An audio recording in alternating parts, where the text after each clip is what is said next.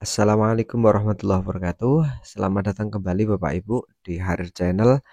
Mari kita belajar kembali karena tanggal 31 besok ya, hari Sabtu, kita akan berjuang kembali untuk menghadapi soal-soal SKTT moderasi beragama, dan ini babak terakhir ya Bapak.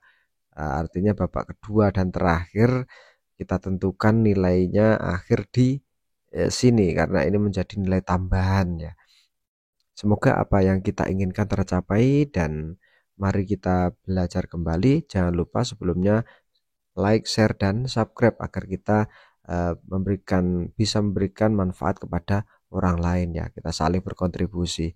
Oke, langsung saja kita kali ini akan membahas tentang radikalisme, ekstremisme, dan terorisme yang seringkali kita itu masih bingung. Oh, sebenarnya ini masuk ke dalam apa? Radikal, ekstrim, atau teroris? Lah, mari kita bahas.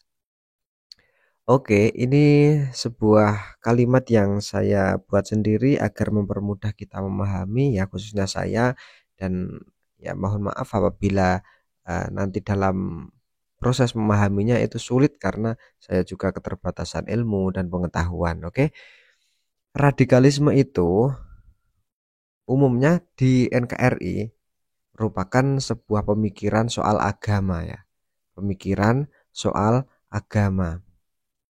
Agama pasti radikal itu erat kaitannya dengan agama. Kemudian pemikiran tentang apa? Yaitu tentang konsep untuk merubah ideologi Pancasila ya. Jadi pemikiran soal agama, kemudian merubah konsepnya itu untuk merubah ideologi Pancasila. Nah, itu radikal. Ya, dari sini kita bisa paham bahwa radikal itu ya jadi dari bersumbernya, kalau di Indonesia itu dari agama ya. Paling banyak dari agama, kemudian memunculkan sebuah pemikiran yang itu konsepnya itu untuk merubah ideologi Pancasila, ideologi kita mau dirubah menjadi ideologi mereka. Misalkan mau dirubah menjadi negara khilafah atau negara Islam seperti NII ya, mohon maaf, seperti NII itu ya, itu merupakan sebuah ideologi radikal ya, radikal. Nah, itu radikalisme. Kemudian kalau ekstremisme itu lebih ke ketidakwajaran WN ini warga negara ya, ketidakwajaran warga negara berupa tindakan atau simbol agama tertentu ya. Jadi ekstremisme itu sesuatu yang tidak umum, tidak lazim di masyarakat. Jadi tidak wajar. Misalkan contoh gambaran yang sederhana saja. Ketika kita memakai celana ya, memakai celana itu kan kaki kanan dan kaki kiri itu dikasih apa ya? Ada tempatnya sendiri-sendiri. Namun karena ketidakwajaran, itu celananya dijadikan lubang satu misalkan itu ya. Di celana dengan lubang yang satu. Nah, itu tidak wajar. Nah, ini dalam hal agama. Jadi ekstremisme itu ketidakwajaran dalam hal agama. Misalkan terlalu apa ya? Ya terlalu keterlaluan, berlebihan lah intinya. Itu ekstremisme. Kemudian nanti ujung-ujungnya juga untuk mengganti ideologi. Untuk mengganti ideologi. Ideologi Pancasila mau diganti dengan mereka. Itu bisa, ekstrim ini bisa diwujudkan dengan simbol-simbol tertentu atau tindakan ya. Itu ekstrim.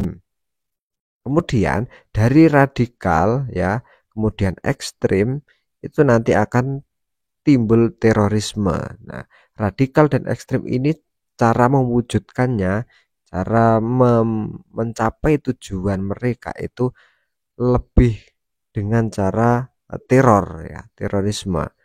Apa pengertiannya? Untuk memberikan guncangan atau kekhawatiran. Ini jadi terorisme itu baik bisa berupa fisik, misalkan ya seperti bom ya, pengeboman, penembakan lah, kemudian kekerasan, itu fisik.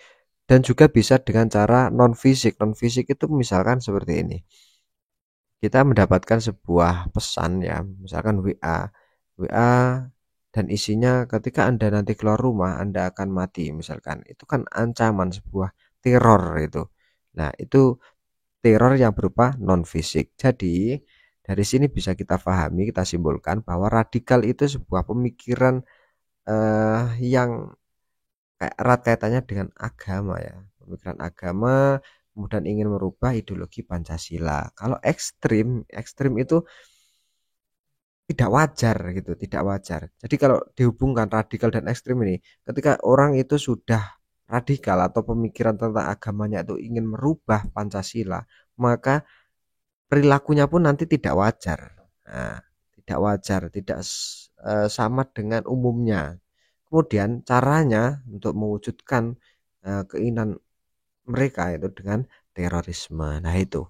Jadi kita bisa melihat perbedaannya ya dari sini. Jadi ekstrem itu mesti tidak wajar, radikal itu pemikiran mereka.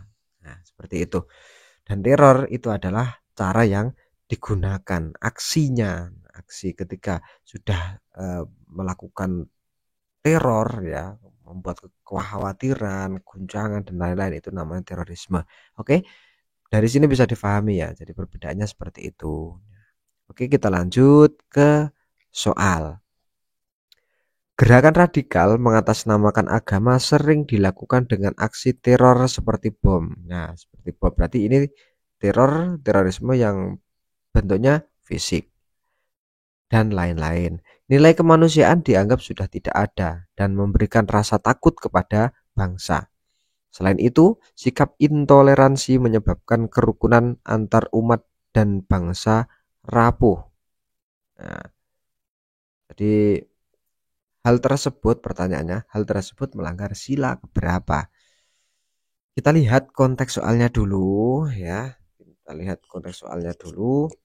Ini masuk kepada sila berapa? 1 dan 2 atau B2 dan 3 atau C3 dan 4 ataukah D4 dan 5 ya. Ini masuk ke dalam sila berapa ini? Gerakan radikal.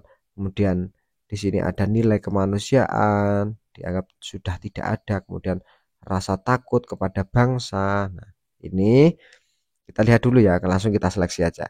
Nilai kemanusiaan ya, nilai kemanusiaan ini kan nilai kemanusiaan dianggap sudah tidak ada. Artinya ini mengancam nilai-nilai kemanusiaan. Berarti kalau kemanusiaan itu erat hubungannya dengan sila berapa kemarin? Yaitu sila kedua ya, sila kedua. Kemudian selain itu sikap intoleransi menyebabkan kerukunan antar umat dan bangsa rapuh. Nah, ini intoleransi menyebabkan kerukunan antar umat dan bangsa rapuh. Artinya ketika seperti itu kerukunannya akan rapuh. Nah, ini menimbulkan sebuah perpecahan ya. Ketika terjadi perpecahan bangsa, maka itu akan mengancam dan tidak sesuai dengan sila ke berapa kalau perpecahan? Sila ketiga. Oke. Berarti jawaban yang paling tepat adalah 2 dan 3. Nah, kenapa kok tidak satu? Nah, karena di sini konteksnya ya, dalam soal itu teksnya adalah seperti itu. Sering dilakukan dan aksi teror seperti bom, nilai kemanusiaan ya, nilai kemanusiaan, kemudian ada memberikan rasa takut kepada bangsa, itu sila ketiga. Nah, sila keduanya nilai kemanusiaan tadi. Nah, ketika pada sila pertama itu erat kaitannya dengan agama ya, dengan agama, dengan Tuhan, itu sila pertama ya, sila pertama. Kemudian kalau sila kedua itu kemanusiaan, sila ketiga itu ya tentang persatuan, tentang persatuan. Kemudian kalau sila kelima itu lebih ke kesengsaraan ya, kesengsaraan. Oke, kesengsaraan keadilan ya, karena tidak adil. Tuh, sila kelima. Kita lanjut, dari sini bisa paham ya, nanti misalkan ada pendapat yang lain silahkan. Dari kami sangat eh, mengapresiasi sekali karena itu merupakan bentuk bentuk dari usaha kita untuk mengadukan atau kita ber apa ya, intinya berinteraksi, bermusyawarah di situ. Oke, nah, kita lanjut. soal yang ini menjadi PR. Ada yang menjawab A, ada B, C, dan D ya, lengkap. Kita baca, Anda memiliki sebuah rumah makan yang menjadi langganan bus pariwisata dari berbagai daerah. Namun, ternyata pada hari ini ada tetangga Anda berbeda agama yang sedang berduka. Jika rumah makan Anda tutup, maka akan mengalami kerugian karena banyaknya pelanggan yang tidak membeli.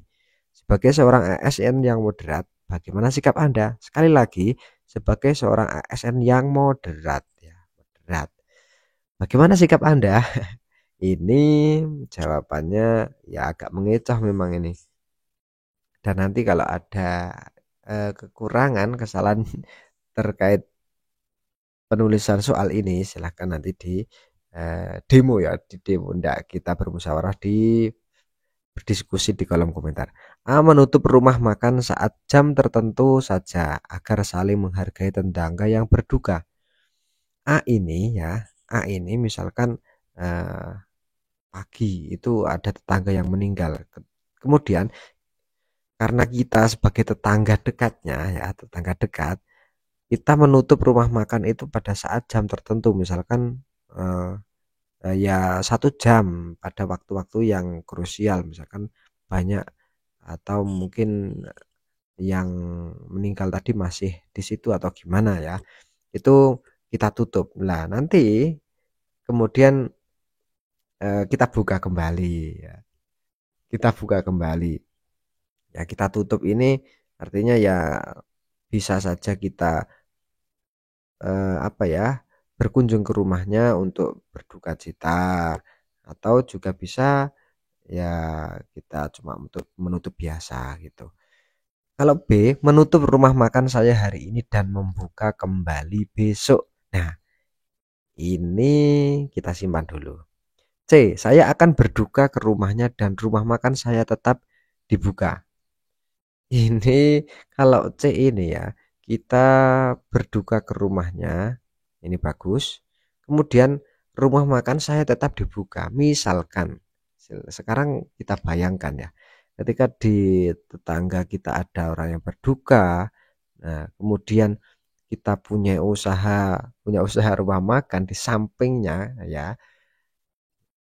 apakah hal tersebut pantas dilihat orang lain ya? Orang lain ketika melihat seperti itu apakah pantas? Oh, sampingnya ada orang yang meninggal, sementara ini kok tetap seperti itu, tetap buka, tetap operasi, apalagi ada langganan bis ya, orang banyak seperti itu. Apakah nanti Anda sendiri juga akan eh, apa ya, ikut berduka cita atau justru nanti mengabaikan apa ya, kejadian tetangga tersebut, musibah dari tetangga Anda tersebut. Nah, ini yang C ini kurang tepat ya. Karena toleransinya itu kurang, ini kurang, meskipun nanti Anda berduka ke rumahnya, namun Anda tetap membuka, itu tidak pas dan kurang pas sekali. Kemudian yang D, saya turut berduka cita kepada tetangga saya namun tetap membuka rumah makan. Nah, saya turut berduka cita sama saja ini, cuma kita ini turut berduka cita ya kepada tetangga saya namun tetap membuka rumah makan. eh, Ini yang C sama D itu hampir-hampir sama. Yang paling tepat itu jawabannya yang menunjukkan sikap yang toleransi ya, itu adalah B, menutup rumah makan saya hari ini dan membuka kembali besok. Ini bentuk toleransi yang kita junjung tinggi, meskipun kita itu seakan-akan mengalami rugi. Wah, seharusnya misalkan hari ini saya buka, nanti saya akan mendapatkan uang sekian sekian sekian. Namun ini adalah wujud toleransi kita yang harus kita terapkan, kita lakukan, kita berikan kepada tetangga yang sedang mengalami musibah ya. Kita tutup agar orang lain pun tidak ada rasa benci, misalkan menimbulkan sesuatu yang tidak enak didengar ya terhadap kita. Nah, itu kita tutup, kemudian kita buka kembali besok agar satu hari itu kita fokus untuk menghargai uh, musibah yang terjadi, kita toleransi, kita ikut berduka cita. Ya, berduka cita. Menutup rumah makan saya hari ini, nah setelah ditutup nanti kita, yang jelas ketika sudah ditutup ini ya gitu, pasti ya ikut berduka cita ya, mau berduka cita ke rumahnya atau berduka cita itu, yang penting kita tutup saja agar agar kita menunjukkan rasa toleransi kita terhadap tetangga tersebut. Oke, seperti itu penjelasannya. Oke, nah kalau ada yang A, B, C, D, ada berbagai varian jawaban, itu sangat wajar karena ini sebuah penalaran yang membutuhkan analisa dan setiap orang juga punya pendapat sendiri-sendiri. Namun yang paling tepat dalam soal ini adalah B.